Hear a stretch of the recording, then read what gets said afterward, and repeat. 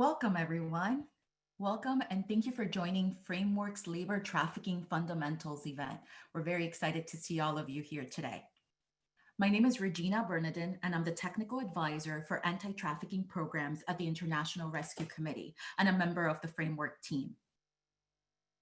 Framework is a labor trafficking focused training and technical assistance project funded by the Department of Justice's Office for Victims of Crime.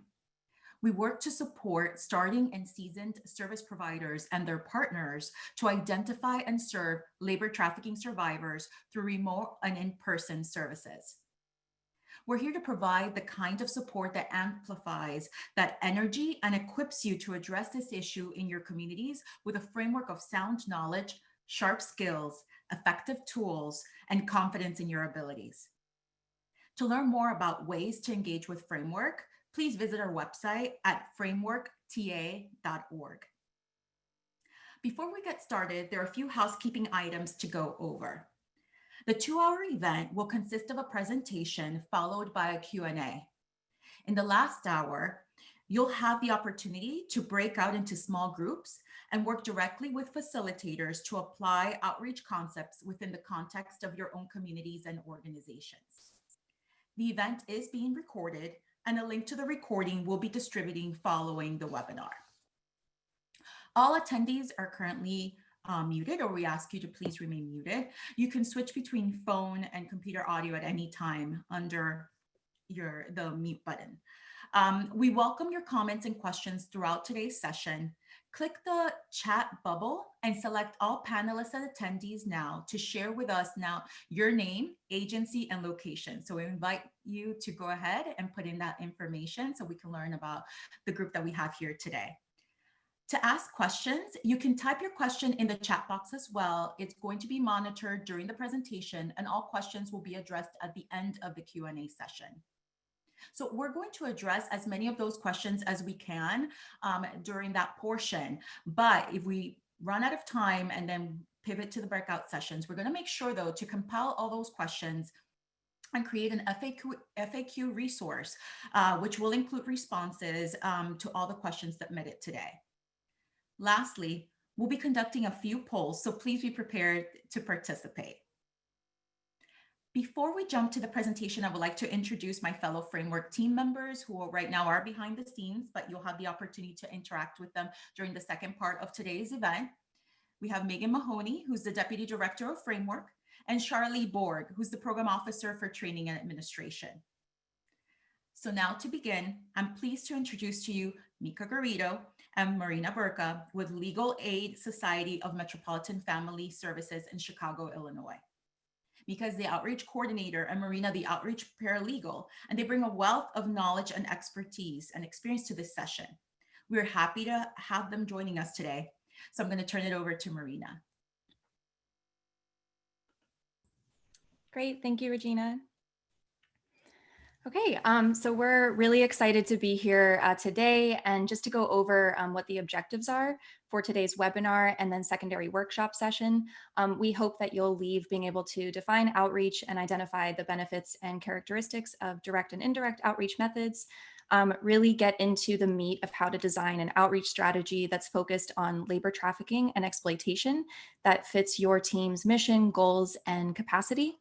As well as being able to use trauma-informed principles to create targeted labor trafficking outreach materials. But before we get into all of that, we do want to do a couple Zoom poll questions. So let's go ahead and queue up question 1. And these are anonymous, but feel free to share anything else in the chat. So the first question is, what is your role in the anti-trafficking movement? And we've got legal service, social service provider, survivor advocate, healthcare provider, law enforcement, faith-based services, educational services, or other, which already have a couple answers. So excited to see who's all here today. All right, looks like we're almost at everyone participating in this poll, getting really close. So I'll give it just 5 more seconds if anyone else wants to participate.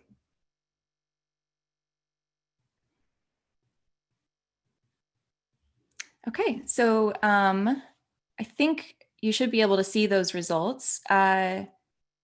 Yeah, attendees are now viewing. Sorry about that. So it looks like we have a really cool mix of who's in the audience here. Lots of social service providers, also a lot of survivor advocates, and a mix of healthcare providers, law enforcement, legal providers, and others. So it's really exciting mix of people who bring a lot of different perspectives and experiences to the group today. Okay, so let's go ahead and close that poll and pull up question 3.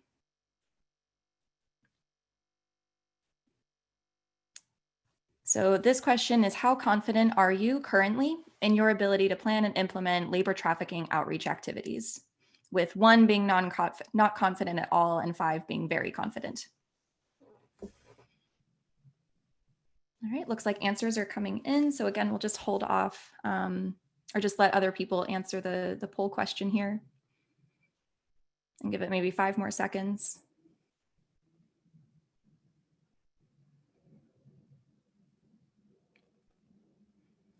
Okay, so it looks like the majority of people are kind of hovering somewhere around the 2 or 3 confidence level.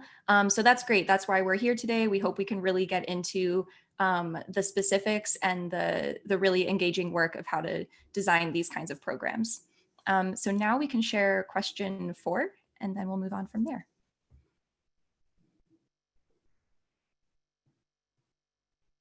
All right, so this last question for the time being is, how do you feel your organization is doing on labor trafficking outreach? So more about that organizational question, not so much you as an individual. And the options are, needs improvement. We don't conduct any regular outreach in our organization on labor trafficking. We're doing okay. We're trying to develop a more consistent program. Or great, we prioritize labor trafficking outreach in everything we do, and we're the experts. And again, we'll give this maybe 5 more seconds.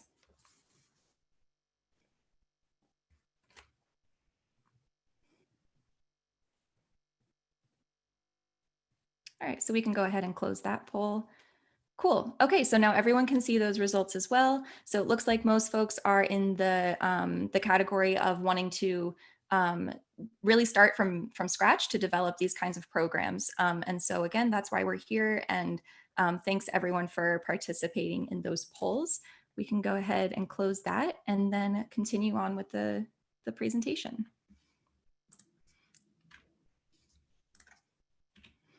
Okay, so first of all, we can get started with a baseline understanding of outreach.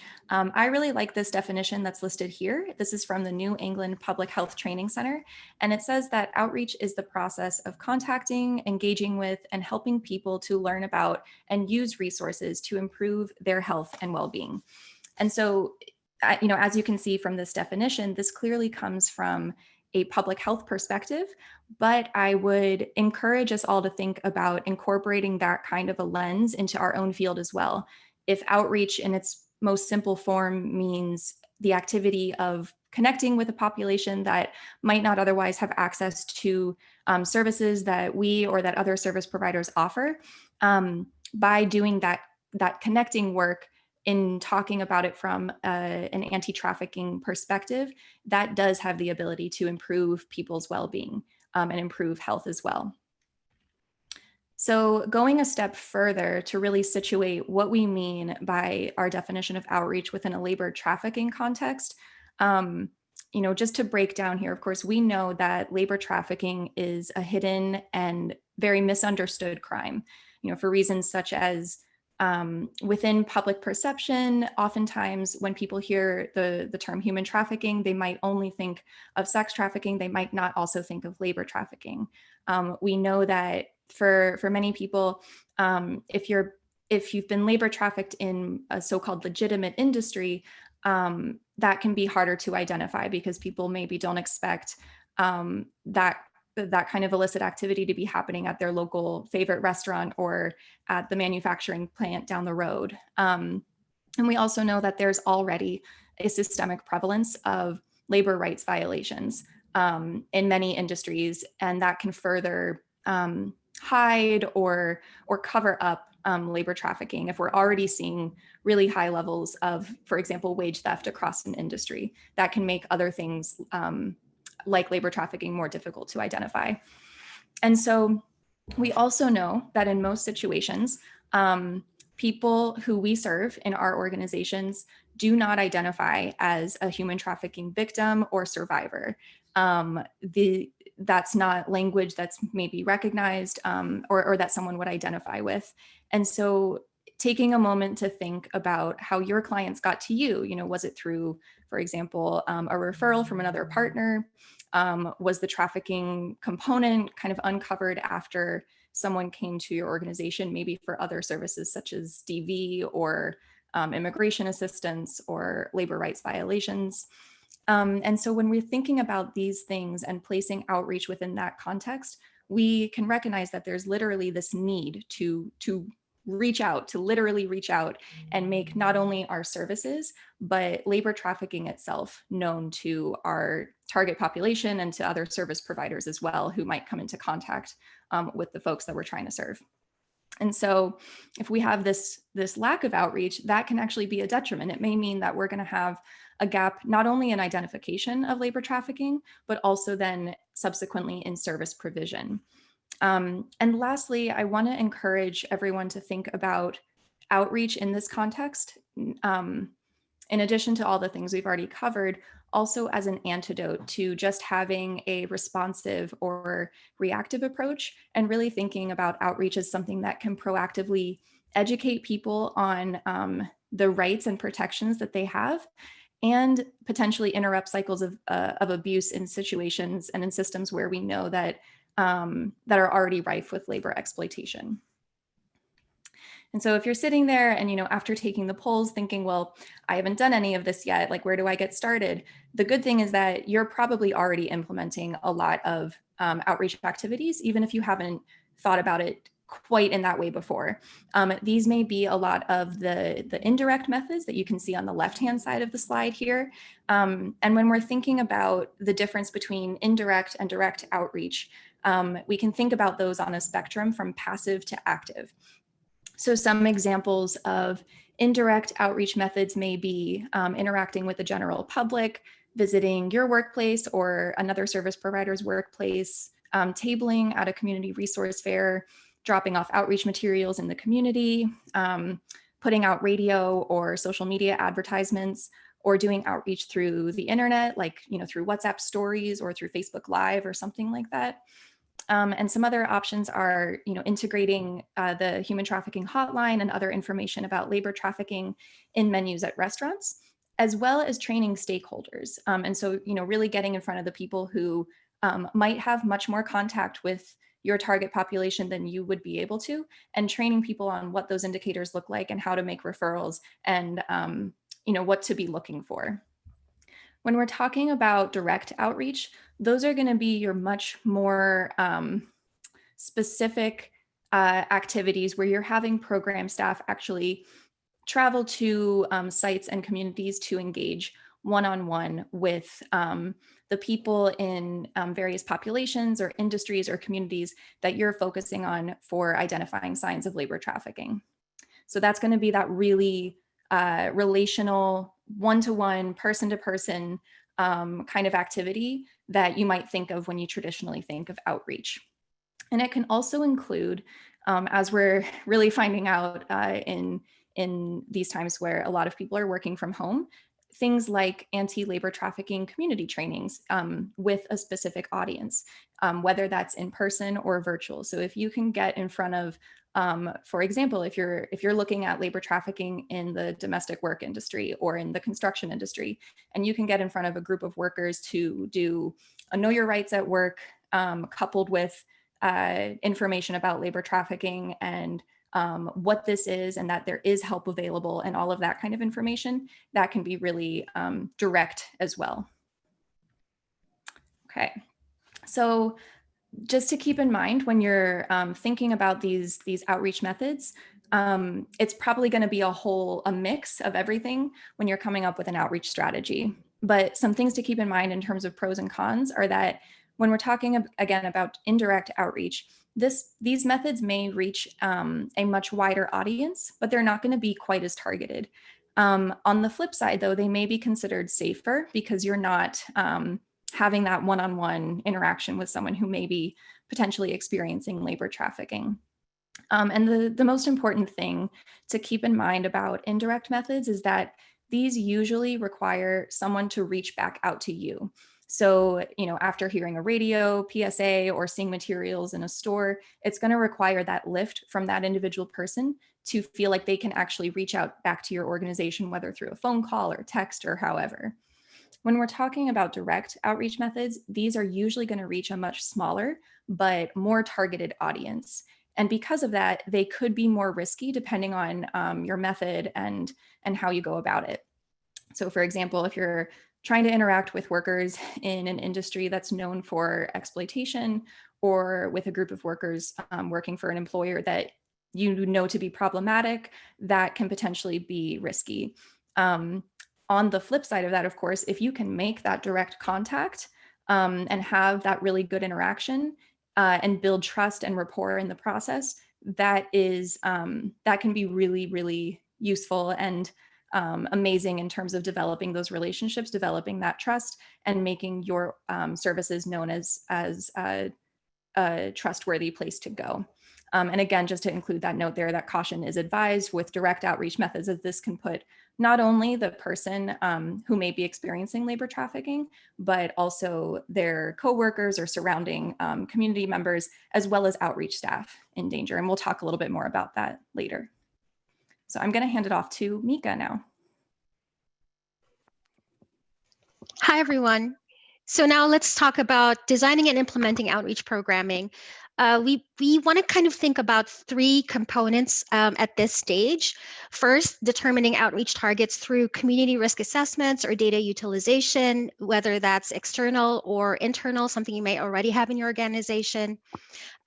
Designing an effective outreach strategy, and then building strategic partnerships. Next slide, please.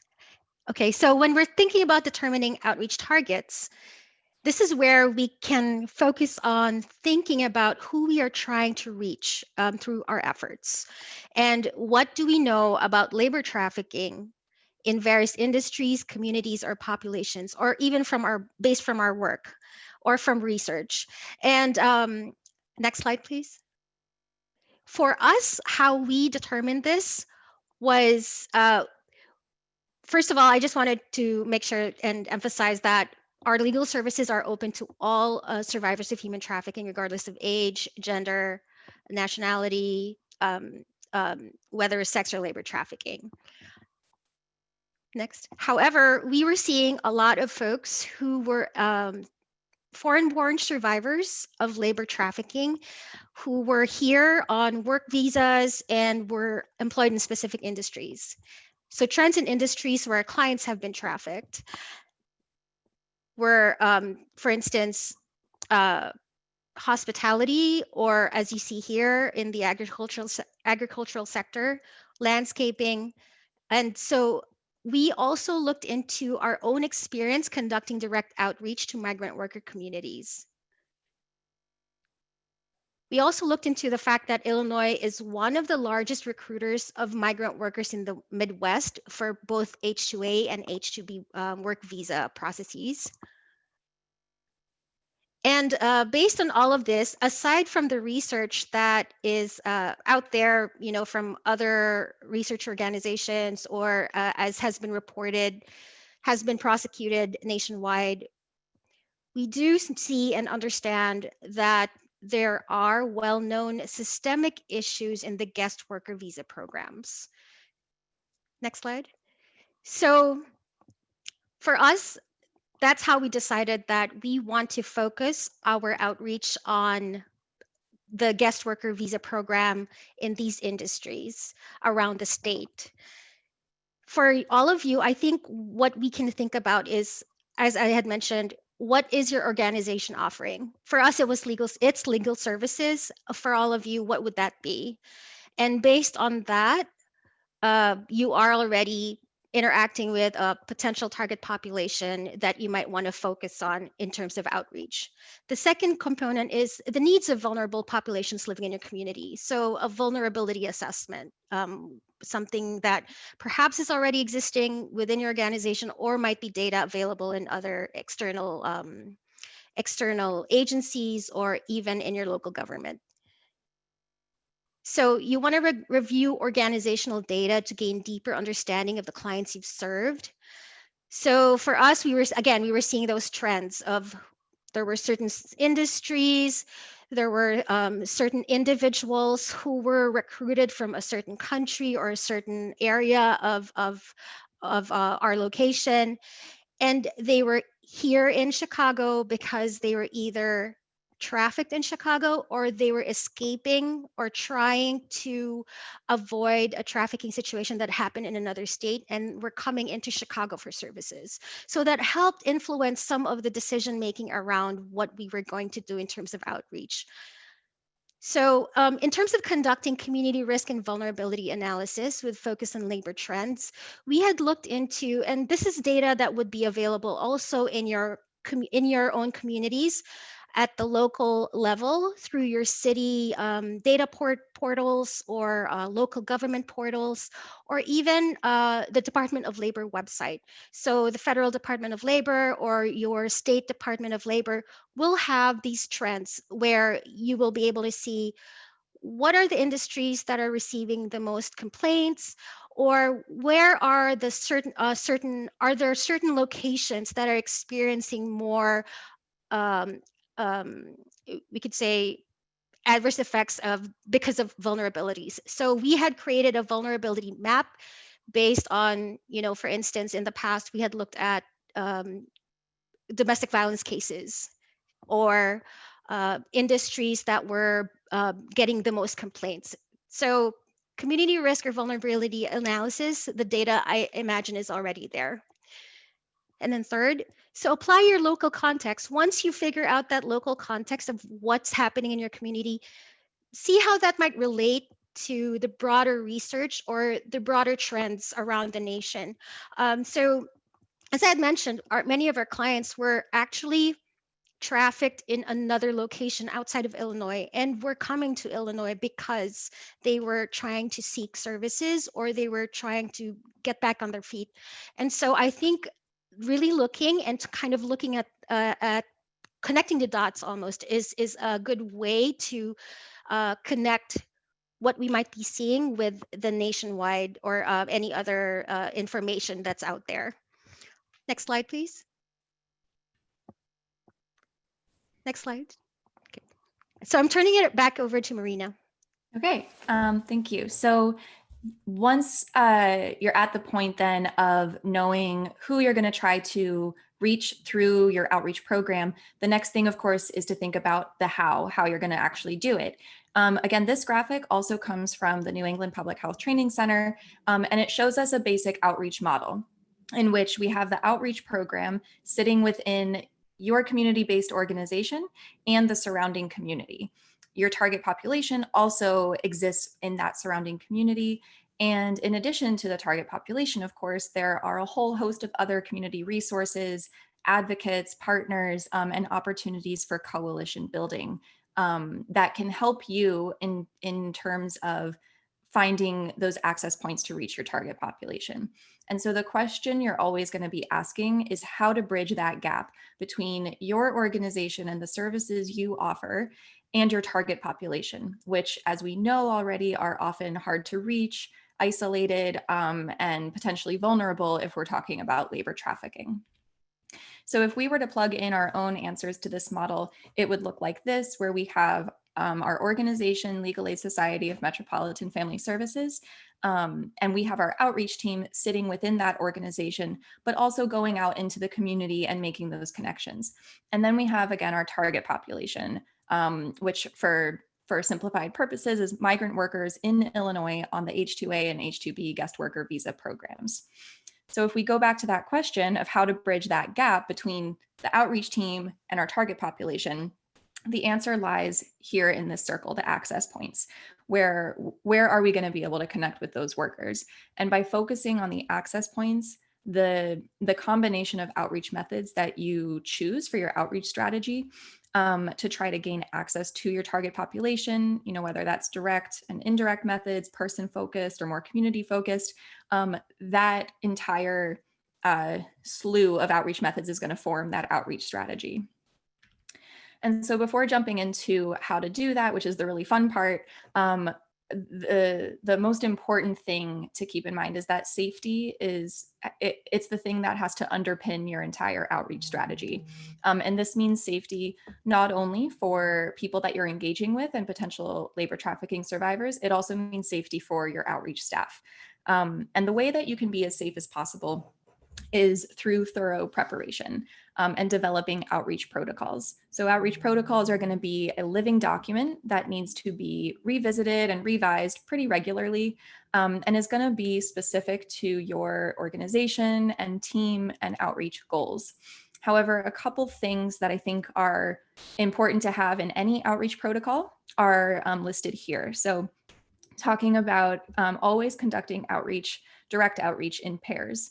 So not doing that kind of direct one-on-one engagement with your target population if you're alone, making sure that you do it in pairs. And that's for the safety of staff. That's for the safety of the people you're engaging with. And it's also for the safety of your organization in terms of liability. And the second thing that I would recommend is having a point of contact that you will be able to check in and out with whenever you're conducting direct outreach. So whether that's a text to your supervisor, with you and your coworker doing outreach together saying, hey, we're going in, we'll text you when we're back out. And then you check back in. Having that kind of a system set up is really important as well. There's a whole host of other things to consider, but for sake of time, we'll move on. And I also just want to mention, of course, now we have to really contend with how to do this kind of work safely while living in COVID-19 times. And so some other things, or some things to keep in mind with that might be, right now maybe isn't the time to be conducting direct outreach depending on your local conditions, but maybe there's a time in the next upcoming year when that becomes possible again. And what is that going to look like? Are you going to have protocols for staff driving in the same or separate cars? Are you going to have protocols for mask wearing and social distancing, provisions for providing testing for staff and providing testing information to the people that you're engaging with so everyone knows where they can go to get a free or to get a COVID test and things like that. And so I guess just wrapping up the safety considerations, really the number one thing for us has been when you're doing direct outreach and you're out in the field, to trust your gut and to acknowledge and respect anyone else's feelings if they're uncomfortable, if something makes them feel uncomfortable, listening to that kind of intuition and knowing that staff safety is paramount to survivor safety and to the safety of your entire outreach program. Also, just a couple notes on legal considerations for confidentiality and privilege. And so this means taking precautions to maintain confidentiality whenever you're interacting with someone in the field or through online platforms, as a lot of us are doing now. So confidentiality, we can think of as the ethical duty that you, the provider, owe your client or potential client. So for example, if you're in the field talking to a group of workers, maybe 5 or 6 workers, and one person starts disclosing problems that they're having, are you going to be able to turn that into a one-on-one conversation to maintain confidentiality with that person and what they've experienced while maybe your outreach partner is talking to the rest of the group, kind of keeping those considerations in mind. Privilege is more thought about in the legal context, but is basically when we all hear of attorney-client privilege, it's the thing that governs communications between a legal provider and their client for what is allowed to be disclosed during a legal proceeding. And so if you're not a legal provider, a helpful way to think about privilege is that if there's a legal staff member and a potential client communicating, there's a bubble around them, and that bubble can't be pierced because of that privilege that exists. But if someone else becomes part of that conversation, that bubble can burst and the contents of that conversation can be disclosed in a legal proceeding. And so these are things that, while we can't go into the full scope of what that is going to mean for your outreach program, it's stuff to keep in mind and to look more into as you're developing your outreach protocols and your outreach strategies. Okay, and so getting into those outreach strategies. So we're going to walk you through how we developed our outreach program as an example to use going forward, and then to be adapted to your own organization and target population. So remember that we've got our target population, workers on temporary guest worker visas in Illinois. And so the first port of call for us was to identify where are these workers? Where are they located? Where are they housed and where are they working? And so in order to do that, as Mica mentioned, we used publicly available data through the Department of Labor and worked with an external consultant to develop a much more user-friendly website to visualize the data of where these workers were being housed so that we'd be able to more easily find them when we were going on outreach. And so for us, the most direct access points were those migrant worker housing and work sites.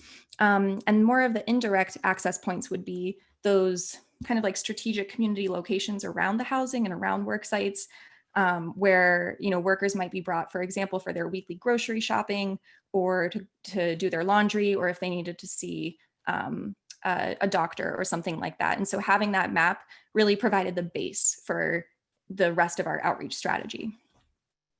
And so we decided that we really wanted to focus and prioritize direct person-centered, person-focused outreach methods because of the isolation of our target population. So our step 2 was really to plan and conduct direct outreach to migrant workers across the state. And this, of course, was the biggest planning step. It required the most preparation, the most forethought. It would include things like having to plan out our route of where we're going to visit, reviewing all of what were called job orders to know how many how many workers each employer would hire, what their pay was supposed to be, how long they were in a specific geographic area. And so really doing that pre-work to know and to try and have as successful an outreach trip as possible. And then during those visits, we'd be focusing on that one-on-one interaction, introducing ourselves and our organization, developing rapport, just having conversation, and then eventually distributing outreach materials to workers, answering any questions people might have. And as much as possible, the aim was to try to conduct repeat visits to continue establishing trust.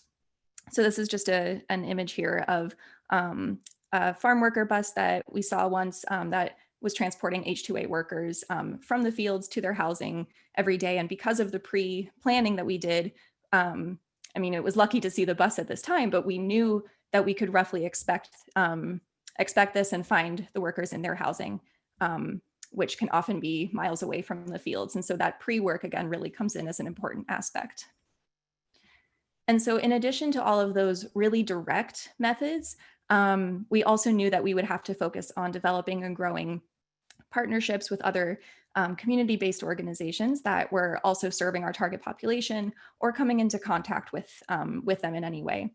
And so this is just an example of a radio interview that we did in conjunction with a popular Spanish language radio station and the Mexican consulate to talk about labor trafficking and to share our contact info and just continue developing those relationships.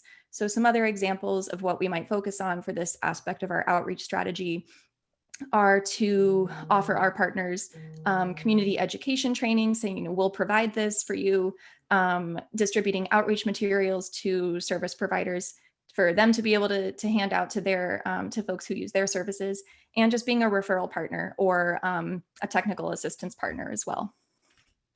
So that is an overview of our outreach strategy as it was initially designed and implemented for this project.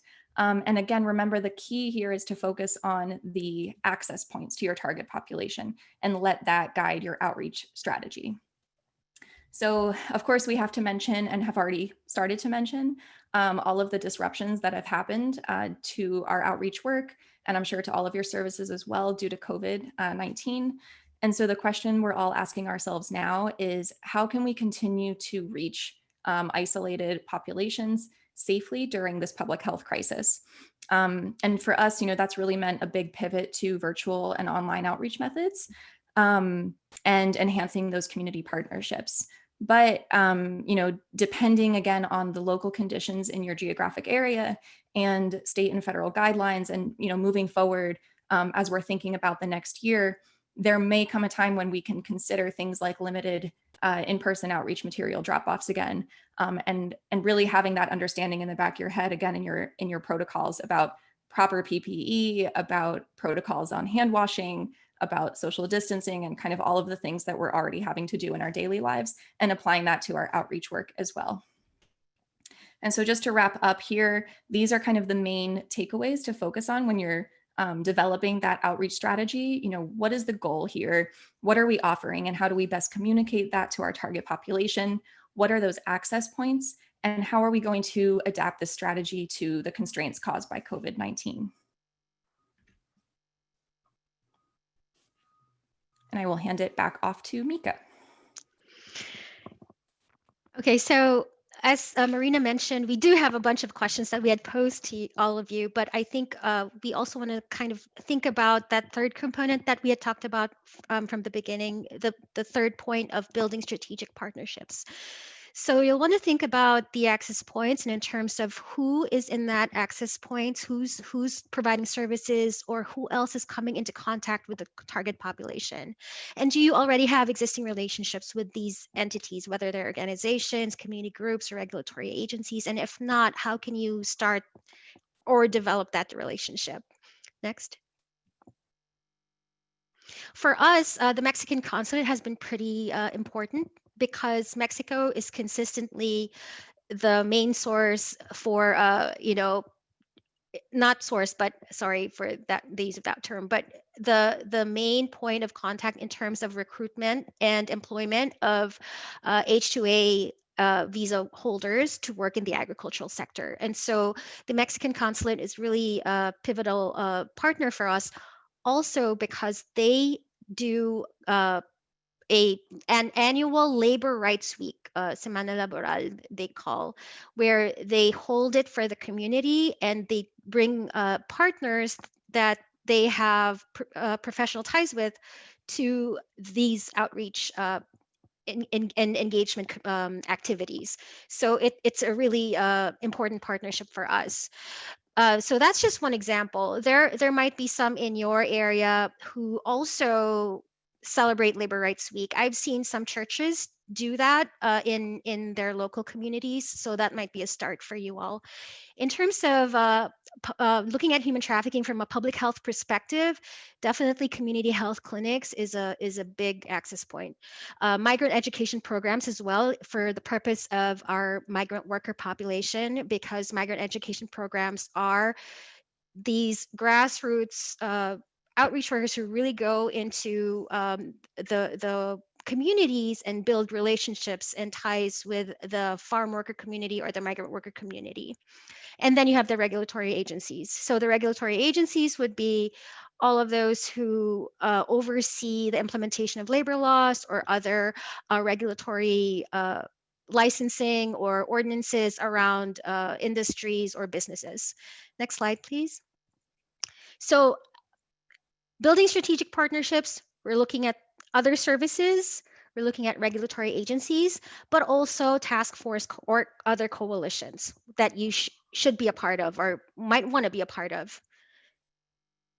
So for us, it's, as I mentioned, health, from a health perspective, from a social services or community-based organization perspective, and then population specific. There are others as well. So again, like I had mentioned, churches, right? Next slide, please. For regulatory agencies, this is where we had looked at who are the actors at the federal level, the state level, the county level, the local level, the city level. And so all of these actors who might be potential partners for us. And then for task forces and coalitions, so definitely your human trafficking task forces, I'm hoping, or I'm almost certain that all of you are part of your coalition. Is there a labor trafficking subcommittee or a labor trafficking working group? If not, then maybe that's where this outreach component can start. Just thinking about how we can integrate some of those labor perspectives in the coalition, right? By having that space. And then your domestic violence and sexual assault task forces, because again, how human trafficking and the violation of rights in the context of human trafficking happens in conjunction most often with the violation of other rights, right? Other rights, from labor to other forms of rights.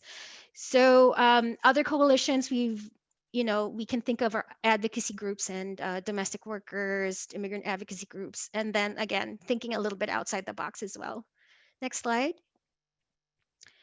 We want to make sure that we're using trauma informed and population specific language and imagery to make that connection. So it's not just the way we approach them, it's also the kind of materials that represent us when we are interacting with them, but also when we aren't. So we want to look into what that looks like and whether it really can connect with the target population that we've identified. So research shows that survivors are much more likely to disclose worker rights issues well before labor trafficking, right? And it might be worker rights issues, it might be other issues. This directly informed our own approach to adopt a worker rights empowerment-based lens in all of our outreach materials. So here are some examples. Next slide. So, we have your usual human trafficking literature that is pretty much like a human trafficking 101 in a pamphlet or a flyer. We've had those for a while in 15 languages, but in order to really connect with the worker population that we wanted to connect with, we created this outreach flyer from a worker rights empowerment based perspective, because we are posing the questions and we are making it such that they can access or they can connect with us anytime or in any way, whenever they want to or whenever they feel like it. So again, that free agency kind of perspective. Next slide. And then we have these sample calendars where we encourage folks to write down their days and hours of work that has a bunch of information around worker rights, human trafficking, and general information that a worker would generally need. Next slide. And that takes us to, if you have any questions, feel free to contact us. That's our direct line for myself and Marina in terms of our cell phone numbers and also our email address. And now I am turning it over to the framework folks. Yeah. No, thank you. Thank you, Mica. Thank you, Marina, for providing us with so much wonderful information to ground our understanding of labor trafficking outreach. I think all these concepts will be useful as we pivot to the workshops in a little while. And that's where we're going to have the opportunity to brainstorm on how these ideas apply in the context of our work. So before we begin addressing your questions, we will be putting a link to the evaluation of this webinar in the chat. So please take just a few moments to tell us what was great and what we could be better for future framework events. And we're going to give that opportunity as well towards the end of the second hour. But please, now we're going to open it up for your questions. Thank you so much to all of you who've had the opportunity to submit those questions in advance. We'll still have some time to take others. And as I mentioned, those that we're not able to address live, we will go ahead and compile and send them off with a few frequently asked questions or FAQ resource later on. So I've been monitoring the chat for questions and comments. And so to begin, I know that some folks asked some questions earlier and Mica, Marina were able to address those in the chat, but I hope that for those of you who haven't had the opportunity to review those, that we can start with one of those questions about one of them was about existing protocols, what existing protocols are available, and not necessarily COVID related, but thinking back about normal life. So both protocols that might be applicable as we engage in hopefully soon enough robust outreach as we maybe knew it pre-COVID. So I had mentioned in the chat box as well, but I had dropped our Spotlight link to our Spotlight app that Marina had mentioned a while ago that we use to map out our outreach planning methodology. That's somewhere where you can start kind of looking around and looking at what your state looks like. If you want to see who is being recruited and where and for what industry. And you can also look at your state labor agency should have a database of complaints made to which employers or regarding which industries as well. We definitely have that in the federal at the federal level. So those are some examples of how you can kind of think about those outreach toolkits. But you were talking about the protocols, right? Is that right? Sorry, I had answered another You're question. actually answering a lot of the questions that I had. So please So in continue. terms of the protocols, as we look at our Spotlight app and the way Marina and I do it, we look at the Spotlight app, we plan our trip, we treat our outreach protocol as a living document that we keep revising and just really imagining what our trip needs to look like. This outreach protocol is based off of our own experience, but also the framework team is going to share some resources that can help all of you kind of tease out those protocols that need to be in place in your own locality to make it really specific and contextual in what you're doing. So for instance, the social worker, National Association of Social Workers already has sample outreach and safety protocols because of the kind of at-home visits they need to do. So I think that's one place that you can look at. We have our own. Again, feel free to reach out to myself or Marina so we can, talk about it with you and share what we've put together with you. And anyone else who is doing outreach in your area, for instance, other legal services providers who are doing outreach to farm workers in the agricultural sector in your state, will most likely have an outreach protocol as well. So it's just a matter of perhaps connecting with fellow outreach services in your locality, and also trying to see that can help you localize or contextualize some of what you want to do. But feel free to reach out to myself and Marina as well. Thank you. Also, I saw in the chat that you also added the plug for framework as potentially a resource for participants who might need some individualized TA or some TA from our end. So another question is, and I believe that you, when we were talking about data, one of the questions was, do you have data or know where we can find data related to prosecution of domestic worker employers? And also that same participant also asked if you had experience or could point them out to a place of working with their experiences working with Haitian domestic workers. So all in line of like how to best work with that population. Mm-hmm. So we do have resources and outreach materials geared towards domestic workers. We have partnerships with our worker rights groups here in Chicago and in Illinois who are focused on domestic worker rights and domestic worker outreach. So through those partnerships, we do get that connection. So we do not have Haitian outreach materials, or we have not had any experience yet with working with specifically Haitian domestic worker situations. I I would encourage. So there are a couple of other uh, folks in the human trafficking field who focus on domestic workers and domestic worker issues.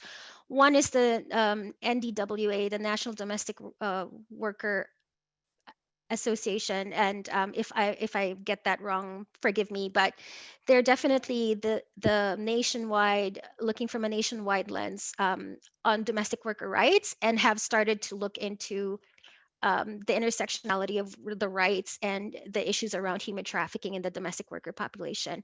And so they have some data, and I can help direct if that might be of help, and they might have some material. So I think another place is in terms of data sets and looking at prosecutions, the Human Trafficking Pro Bono Legal Center. They've done this, and they also lead a working group that looks at domestic worker issues, specifically with the diplomat community. So the A3, G5 sector, coming here on worker visas as domestic workers, but they do have those data sets as well. So those are the two that I would definitely recommend for you to check out. And I just wanted to add there, because I read that question too in its entirety, thinking about, beyond once getting those data sets and really getting the full understanding of the picture, in terms of thinking about outreach or eventual outreach to these populations that, you put it right here in the chat, it's people who are where access is really not easy. However, again, going back to thinking about those access points, you said it right then and there. These are workers, in the case of Latinx workers, who are located in very private, rich neighborhoods. That might be your access point. If there's a way to develop an outreach protocol where that is, again, underpinned with safety, and you're going out in pairs to conduct outreach directly in those neighborhoods, whether it's posting flyers or striking up conversation with people, and being able to really make that the focus, and and saying, we know that these workers are working in these very wealthy neighborhoods. Why don't we go to these very wealthy neighborhoods? That could be an option as well. And then, of course, everything that Mica added about all of the data sets, that's also really valuable information. Thank you both. I'm going to piggyback on a word actually that Mica used in her response, which was intersectionality. So there's a question that says, do you see a lot of intersectionality between labor and sex trafficking? If so, do you have some best practices for that?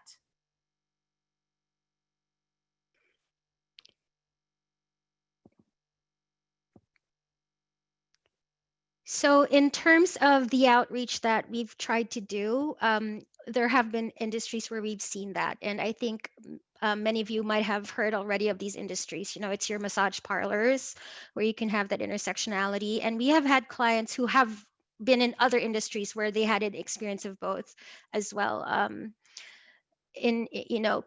Where it's one or the other, and or both. And so best practices, it gets really tricky. It's hard to have really specific best practices that is specifically geared towards that. I think if anything, what we do is we just try to come really from a trauma informed lens, and really just take the potential client or the person who we're reaching out to, have them determine the pace that they want to go. So, despite all of the outreach we've done, myself in massage parlors, no one really reached out to me afterwards, but they had all of the information.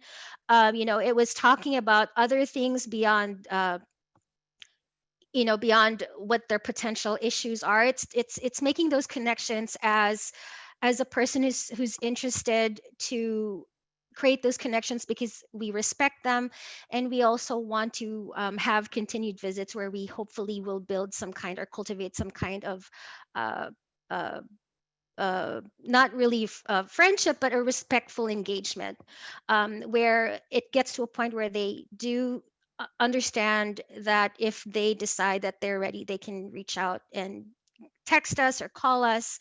So, it is a work in progress. We still do all of this outreach. It doesn't necessarily mean that we are reaping all of the benefits right now, right? It comes after a while, and we are seeing some of that, but not in all sectors. And the intersection of sex and labor trafficking, it can get tricky sometimes, because you have to work on both issues, and you can just imagine the kind of trauma and the kind of trauma informed lens we need to do is even a greater ask of us. Thank you. And I feel like these questions are building upon, or your responses are building upon the next question that's coming, because you talked about, and this is directed to both Marina and Mica, but you both talked about trauma-informed responses or care, both in the presentation and now during the Q&A. So one of the questions, and I think it can build upon later on as we go into the breakouts and can talk about what this looks like in practice, right? Because that's going to be the goal of the breakout sessions. How do we apply this now to our work? How do we apply this as we engage in our own outreach? But the question here is, can you give an example of a conversation that you've had with someone where you were able to engage them in services? Like, what does that look like? So if you can share that experience and some maybe like kind of, practical takeaways of that would be wonderful, so people can see what that looked like in reality.